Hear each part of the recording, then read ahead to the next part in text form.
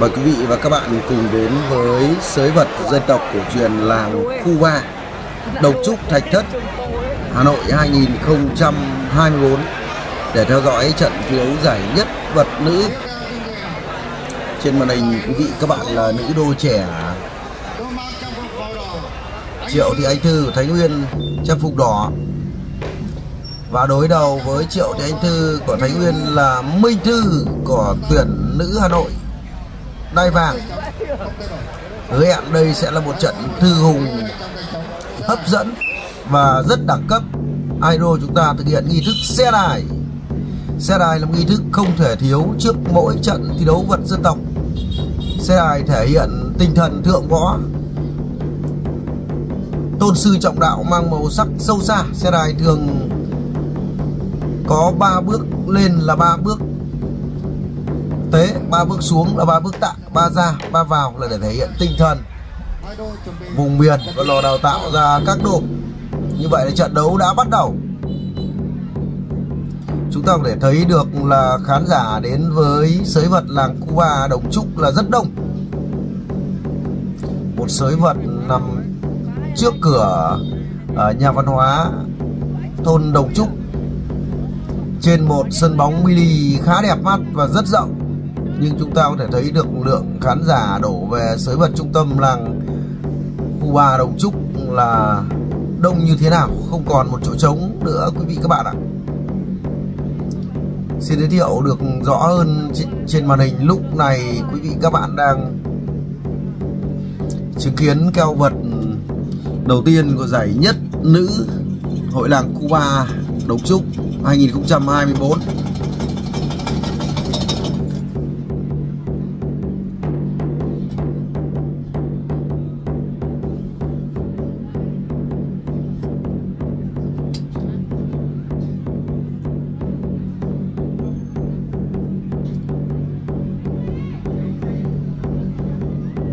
Nữ đôi trẻ Minh Thu đai vàng của tuyển vật nữ Hà Nội. Minh Thu còn rất trẻ và đối đầu với Minh Thu là Triệu Anh Thư của Thái Nguyên trang phục đỏ. Xét về mặt thể hình thì chúng ta có thể thấy được Triệu Anh Thư của Thái Nguyên có thể hình tốt hơn rất nhiều so với Minh Thu của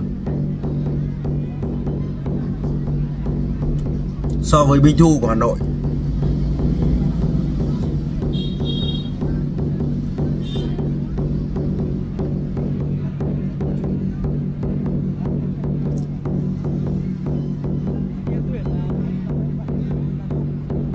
Minh Thu đang tập luyện và thi đấu cho đội tuyển trẻ thành phố Hà Nội. Còn Triệu Thị Anh Thư đang thi đấu cho đội tuyển vật nữ Thái Nguyên. Xét về mặt thể hình, kinh nghiệm thi đấu thì Triệu Thị Anh Thư có thể hình tốt hơn rất nhiều và có kinh nghiệm thi đấu phong phú hơn người đàn em Minh Thu của tuyển vật nữ Hà Nội. Ngược lại thì Minh Thu của Hà Nội là một nữ đô trẻ có tố chất thi đấu tốt, táo bạo và đặc biệt là rất nhanh.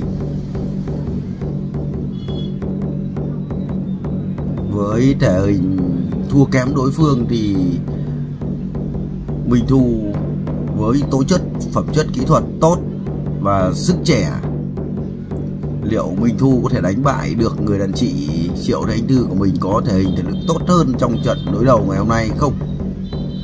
Đây là trận thi đấu đầu tiên xin lỗi quý vị các bạn, đây là trận thi đấu thứ 2 ở giải nhất nữ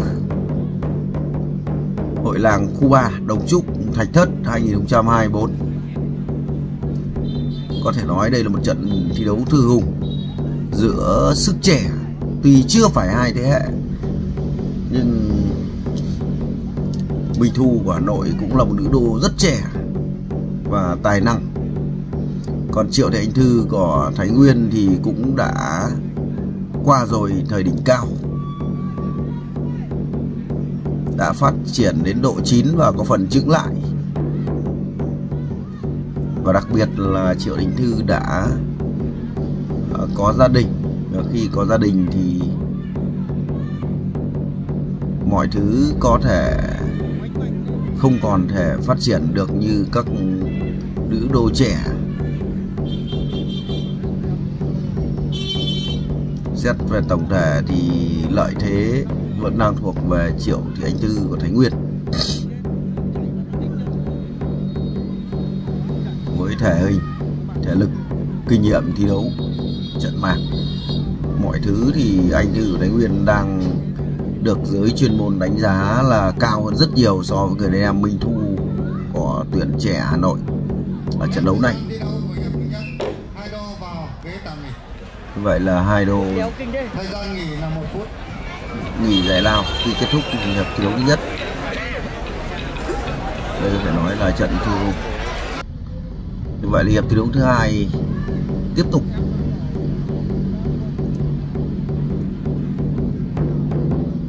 Luật vật thể lệ thi đấu tại sới vật khu 3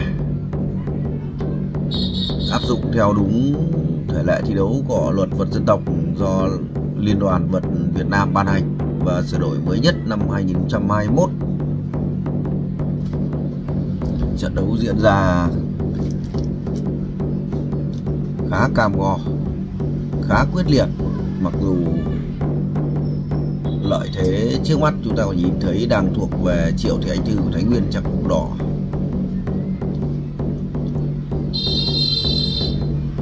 Trong thi đấu vật dân tộc là như vậy. Ngoài thể lực, thể hình ra thì các đô vật còn phải dùng đến trí.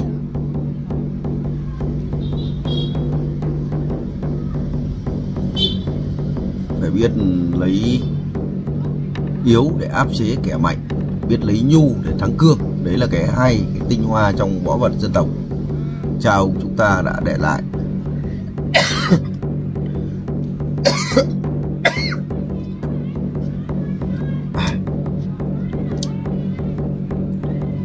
Trận đấu diễn ra được khoảng gần 10 phút rồi anh em ạ.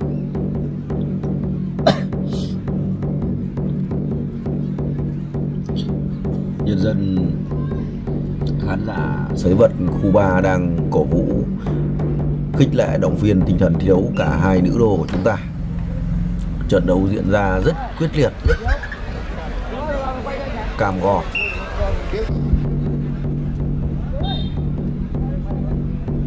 Rất khó có thể đánh bại, mặc dù là các em được tập luyện thi đấu ở môn đấu vật tự do. Và ngày hôm nay về với hội làng khu 3 thì các em tập luyện và thi đấu với thể thức vật dân tộc. Anh Thư đã chuyển sang đánh nhanh hơn, thực hiện những đòn đánh nhanh, táo bạo hơn, nhưng cũng rất khó. Minh Thu là một nữ đô trẻ với tố chất thi đấu dẻo dai và phản xạ rất nhanh.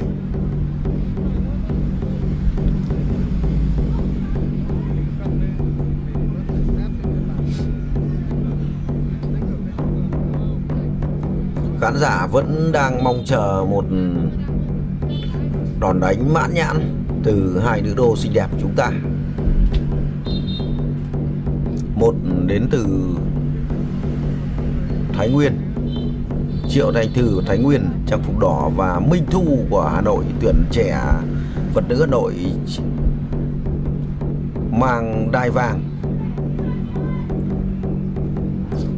Liên tục đến những pha solo, không thể có những đòn đánh quyết định. Nếu như không thể có những đòn đánh quyết định thì Triệu Thị Anh Thư của Thái Nguyên sẽ bị trả giá rất đắt ở trận đấu này.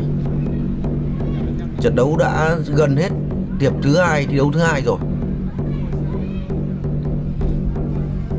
Hết 3 hiệp thi đấu chính thức và một hiệp phụ. Nếu như không phân thắng bại thì Triệu Thị Anh Thư sẽ phải lên bàn cân. Và lúc này thì chúng ta đã biết được kết cục của trận đấu là như thế nào. Nữ đô có trọng lượng nhẹ hơn sẽ giành thắng lợi trận đấu này, và như vậy thì đồng nghĩa với việc nếu như không kết thúc, không thể đánh bại được Minh Thu bằng những đòn đánh kỹ thuật trên thảm đấu thì Triệu Thị Anh Thư Thái Nguyên sẽ phải trả giá rất đắt khi bước lên bàn cân để phân biệt thắng thua. Vậy là hiệp thi đấu thứ hai đã kết thúc, còn 2 hiệp đấu trước mắt chúng ta. 1 hiệp thi đấu chính thức, 3 hiệp thi đấu chính thức và 1 hiệp phụ. Nếu như không phân thắng bại và dựa trên viên bản nhắc nhở trong trận đấu không có gì thay đổi thì hai nữ đô phải phân biệt bằng cân trọng lượng, và nữ đô nào có trọng lượng nhẹ hơn sẽ giành thắng lợi. Và đến đây thì quý vị các bạn đã biết được là nữ đô giành thắng lợi là ai. Nhìn chúng ta có thể thấy được Minh Thu của Hà Nội sẽ giành thắng lợi trận đấu này chắc chắn, với trọng lượng cơ thể thể hình lớn hơn rất nhiều. Thì Triệu Thị Anh Thư có lợi trên thảm đấu mà thôi. Khi đã không phân biệt được trên thảm đấu, không thể giành được thắng lợi trước đối phương, thì Triệu Thị Anh Thư sẽ gặp bất lợi khi lên bàn cân để phân biệt thắng thua. Ước lượng thì Triệu Thị Anh Thư của chúng ta sẽ có trọng lượng nặng hơn khoảng 10 mấy cân so với Minh Thu của Hà Nội. Đấy là theo đánh giá cá nhân của 24 giờ Sport. Thời điểm này đang là thời điểm ở hiệp thi đấu thứ 3.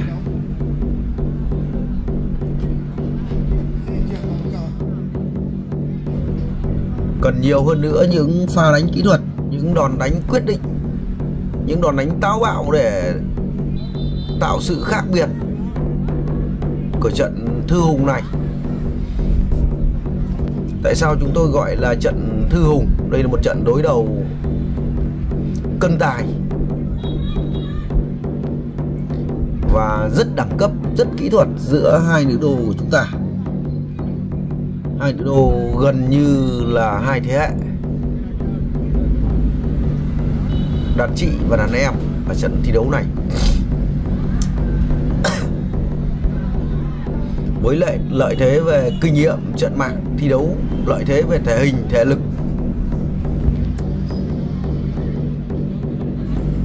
thì liệu người đàn chị Anh Thư của Thái Nguyên có thể dễ dàng đánh bại được Minh Thu hay không? Chúng ta chờ xem. Như vậy là quá nửa thời gian thi đấu hiệp thi đấu thứ 3 rồi, vẫn chưa có thắng thua. Mọi lợi thế thiên thời địa lợi đang thuộc về Triệu Thị Anh Thư của Thái Nguyên ở trận đấu này.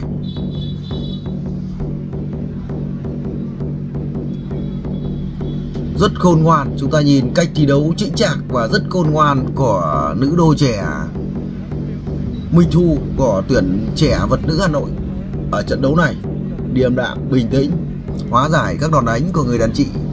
Mặc dù có thể hình thể lực không tốt bằng người đàn chị của mình ở trận đối đầu này.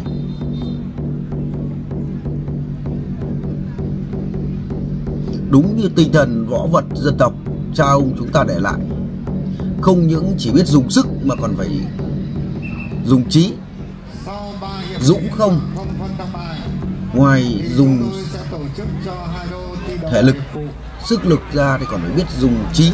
Như vậy là trọng tài Thảm đã nhắc nhở Minh Thu của Hà Nội cần thi đấu tích cực hơn. Thể lệ thi đấu áp dụng theo đúng thể lệ thi đấu vật dân tộc của Liên đoàn Vật Việt Nam sửa đổi bổ sung mới nhất năm 2021. Đây là một trận thi đấu vật hội làng. Chứ nếu như ở những giải đấu chính thức của Liên đoàn Vật thì sẽ không có trận đối đầu này, bởi vì trọng lượng cơ thể đã cách nhau khá nhiều. Chắc chắn là theo ước lượng của 24 giờ Sport thì trọng lượng của Anh Thư phải lớn hơn Minh Thu khoảng 15 kg. Đấy là theo quan điểm cá nhân của 24 giờ Sport. Nếu để thiết lập các trận thi đấu ở các giải thi đấu của liên đoàn thì sẽ không có sự chênh lệch như thế này, bởi vì là chúng ta sẽ có viên bản cân trước khi trận đấu giải đấu diễn ra. Và trong thi đấu vật dân tộc, đặc biệt là vật dân tộc hội làng, thì sẽ không có cân, và chỉ cân khi trận đấu không phân thua thắng bại trên thảm đấu mà thôi. Vậy là đã hết hiệp thi đấu thứ 3.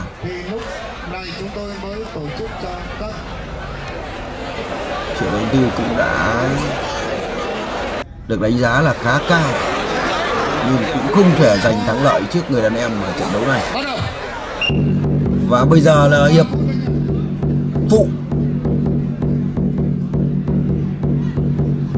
Đây là cơ hội cuối cùng để Triệu Thị Ánh Thư có thể định đoạt số phận của trận đấu này. Nếu như không giành thắng lợi trước người đàn em Minh Thu của Hà Nội trận đấu này, thì Triệu Ánh Thư khi phân biệt bằng trọng lượng, phân biệt trận đấu bằng cân trọng lượng, thì Triệu Ánh Thư sẽ nắm chắc phần thua.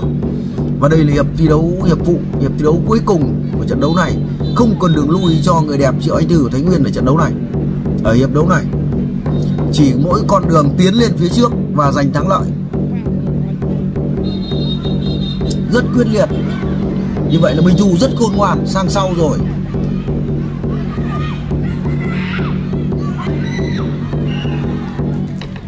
Minh Thu đã chủ động tấn công. Mặc dù đây đã là những giây thi đấu cuối cùng của hiệp phụ rồi. Thời gian thi đấu của hiệp phụ đã trôi qua được một nửa rồi. Rất hồi hộp. Khán giả vẫn đang mong chờ những đòn đánh táo bạo, những đòn đánh quyết định để giải quyết trận đấu này trên thảm đấu. Bước ngoặt của trận đấu, những giây cuối cùng rồi. Không còn cơ hội lần thứ hai để Triệu Thị Ánh Thư có thể quyết định được số phận của trận đấu này.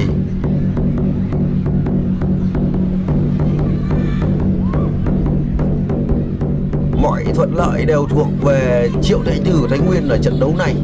Theo như giới chuyên môn nhận định trước trận đấu này, Ánh Thư của Thái Nguyên đang có mọi lợi thế để có thể giành được chiến thắng trước người đàn em Minh Thu, đai vàng của Hà Nội trận đấu thứ hai của giải nhất này. Như vậy là Minh Thu đã nhất thắng ở giải nhất nữ rồi. Đây là keo vật thứ hai. Liệu Minh Thu có thể bảo toàn được lợi thế của mình ở trận thi đấu thứ hai của giải nhất nữ hay không? Không thể có những đòn đánh quyết định. Minh Thu rất khôn ngoan, bè bịt, rất chắc chắn, rất bình tĩnh, rất kinh nghiệm, mặc dù là một nữ đô trẻ. Thời gian thi đấu của hiệp phụ là không còn nhiều.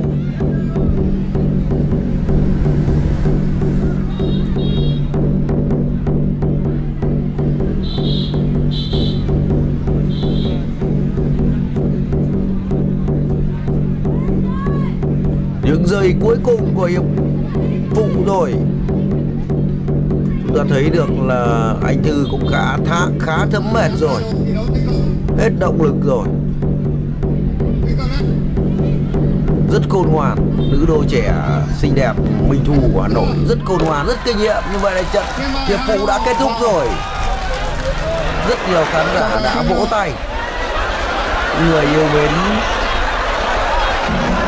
Minh Thu đã vỗ tay vì chúng ta biết điều gì sẽ xảy ra. Hai đôi chuẩn bị bước lên bàn cân.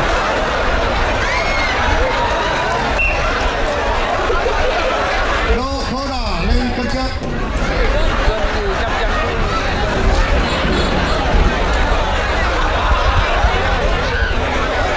Chúng ta chờ xem Hiếu khổng lồ đang nằm trên thảm đấu để quay cận cảnh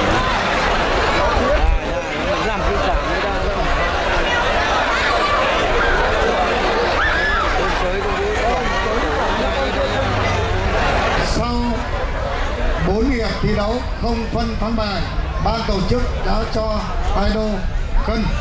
Chúng tôi xin công bố kết quả hiện nay. Đô khố đỏ 73 kg, đô khố vàng 51 kg. Như vậy đô khố vàng đã thắng cuộc. Đô Anh Thư của Thái Nguyên đã nhận thắng. Như vậy Anh Thư